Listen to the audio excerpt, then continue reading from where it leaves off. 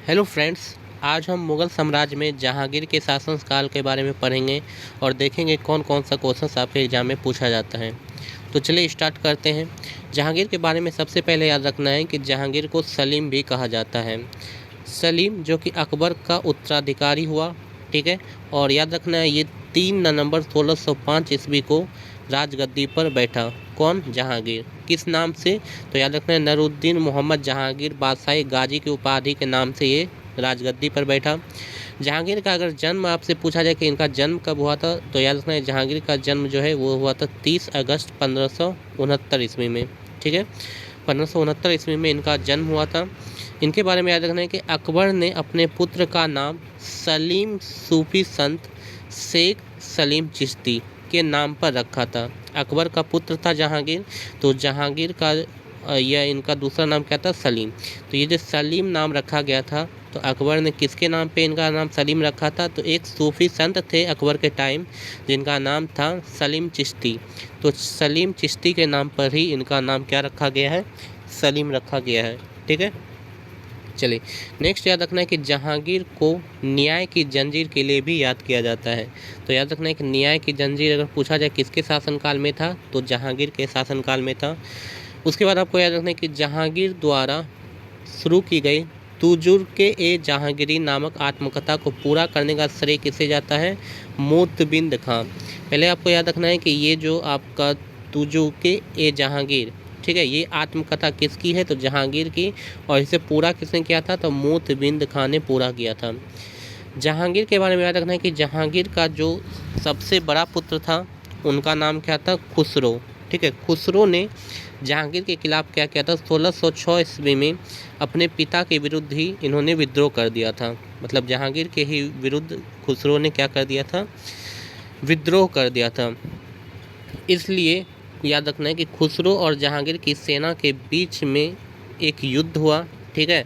कहाँ पे युद्ध हुआ? तो जालंधर के निकट भैरावल नामक मैदान में युद्ध हुआ।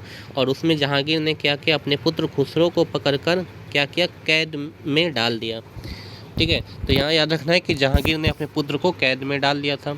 अब यहाँ पे नेक्स्ट आपको याद रखना है कि खुसरो की सहायता करने के लिए जहांगीर ने सिख के 5वें गुरु अर्जुन देव को फांसी दिलवा दिया। यहाँ पे क्या हुआ कि सिख के जो 5वें गुरु थे जिनका नाम था गुरु अर्जुन देव, इन्होंने खुसरो की सहायता करना चाहा। जब जहांगीर को ये बात पता चला तो जहांगीर ने क्या किया कि अर्जुन देव को फांसी दे दी, ठीक है। अब यहाँ पे नेक्स्ट आपको जो पॉइंट याद रखना है, ये एग्जाम में बहुत बार पूछा गया है, तो ये आपको याद रखना है कि गुरु अर्जुन देव को फांसी किसने दिया था? तो किसने दिया था? जहांगीर ने दिया था। नेक्स्ट यहाँ पे याद रखना है कि अहमदनगर के वजीर मलिक अंबर के विरुद्ध सफलता से खुश होकर जहांगीर ने खुर्रम शाहजहां की उपाधि प्रदान की थी। यहाँ पे याद रखना है कि जहांगीर ने खुर्रम को किसकी उपाधि प्रदान की थी? शाहजहां की उपाधि प्रदान की थी। क्यों की थी? क्योंकि इन्होंने मलिक अंबर के विरुद्ध सफलता प्राप्त किया था। किसने? खुर्रम ने। इसलिए इन्हें शाहजहां की उपाधि दी गई थी। चलिए नेक्स्ट आपको यहाँ पे याद रखना है कि 1622 ईस्वी में कांधार जो कि मुगल के शासनकाल में था पहले से, वो उनके हाथ से निकल गया, ठीक है। कांधार कब मुगलों के हाथ से निकला? 1622 ईस्वी में। और इस पे अधिकार किसने कर लिया? शाह अब्बास ने इस पर अधिकार कर लिया, ये आपको याद रखना है। इस कांधार को किसने जीता था? तो इस कांधार को अकबर ने ही जीता था, लेकिन यहाँ पे याद रखना है कि ये मुगलों के हाथ से निकल गया। चलिए अब यहाँ पे नूरजहाँ के बारे में थोड़ा याद रखिएगा कि नूरजहाँ कौन थी। तो नूरजहाँ जो थी ये कौन थी? ये ईरान निवासी मिर्ज़ा गयास बेग की कौन थी? पुत्री थी, ठीक है। मिर्ज़ा गयास बेग की ये पुत्री थी नूरजहाँ, जिनका वास्तविक नाम क्या था? तो याद रखना है मेहरुनिसा इनका वास्तविक नाम था। अब इसके बारे में उतना यहाँ पे डिटेल याद नहीं रखना है, बस याद रखना है कि इस नूरजहाँ जिनका नाम था मेहरुनिसा, इनका जो विवाह है ये किसके साथ हुआ था? जहांगीर के साथ इनका विवाह हुआ था, ठीक है। ये बात आपको याद रखना है। चलिए नेक्स्ट आपको याद रखना है कि जहांगीर ने गियास बेग को, ठीक है, शाही दीवान बनाया और इन्हें याद रखना है इत्माद उद्दौला की उपाधि धारण की। ठीक है, इत्माद उद दौला की उपाधि जो है गियास बेग को दिया गया, किसके द्वारा? जहांगीर के द्वारा। चलिए नेक्स्ट पॉइंट आपको यहाँ पे याद रखना है कि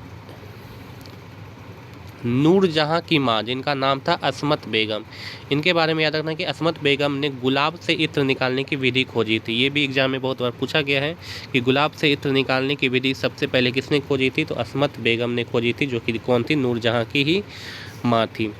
चलिए उसके बाद नेक्स्ट आपको याद रखना है कि जहांगीर के कितने पुत्र थे? तो जहांगीर के 5 पुत्र थे। उसमें खुसरो था, परवेज़ था, खुर्रम था, शहरयार था और जहांदार था। इसमें 2 आपको नाम याद रखना है, बहुत बार एग्जाम में पूछा गया है। पहला याद रखना है खुसरो और दूसरा याद रखना है खुर्रम। ठीक है, चलिए नेक्स्ट आपको यहाँ पे क्या याद रखना है कि 7 नवंबर 1627 ईस्वी को भीमवार नामक स्थान पर जहांगीर की क्या हो गई थी? मृत्यु हो गई थी। और शाहदरा में रावी नदी के किनारे इन्हें दफनाया गया था। ठीक है, शाहदरा में रावी नदी के किनारे इन्हें दफनाया गया था। चलिए नेक्स्ट आपको याद रखना है बहुत इंपॉर्टेंट, जो कि एग्जाम में पूछा जाता है कि मुगल चित्रकला अपने चरमोत्कर्ष पर कब था? तो जहांगीर के शासनकाल में। याद रखना जहांगीर के शासनकाल में जो मुगल चित्रकला था, मतलब चित्रकारी, वो बहुत ही चरमोत्कर्ष मतलब कि बहुत ऊंचाई पे था। ठीक है, नेक्स्ट आपको याद रखना है कि जहांगीर के दरबार में कुछ प्रमुख चित्रकार थे, तो कौन कौन थे?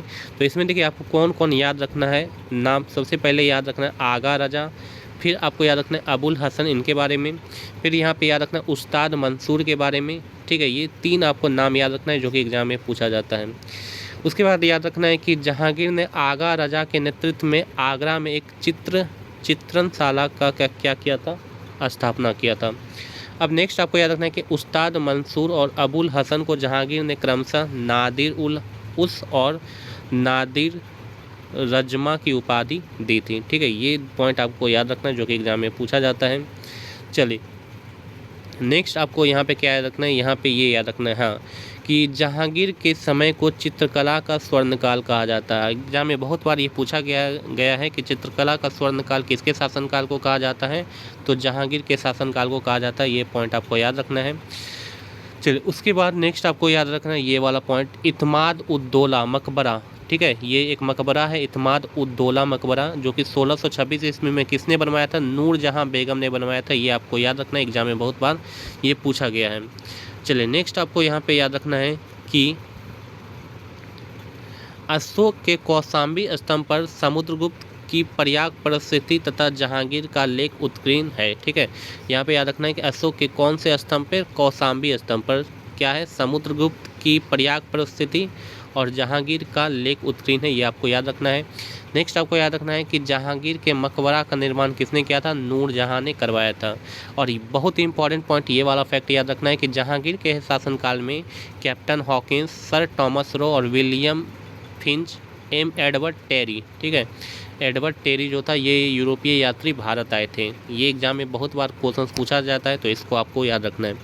तो जहांगीर के शासनकाल में इतना क्वेश्चन एग्जाम में पूछा जाता है, और अगर आप इतना याद रखते हैं तो कोई भी क्वेश्चन आपसे नहीं छूटेगा। नेक्स्ट वीडियो में हम शाहजहाँ के बारे में पढ़ेंगे और देखेंगे कौन कौन सा एग्जाम में क्वेश्चन पूछा जाता है। तो आज का वीडियो आपको कैसा लगा कमेंट बॉक्स में आप जरूर बताएं। अच्छा लगा तो वीडियो को लाइक करें, शेयर करें और चैनल को जरूर से जरूर सब्सक्राइब कर लें। Thank you.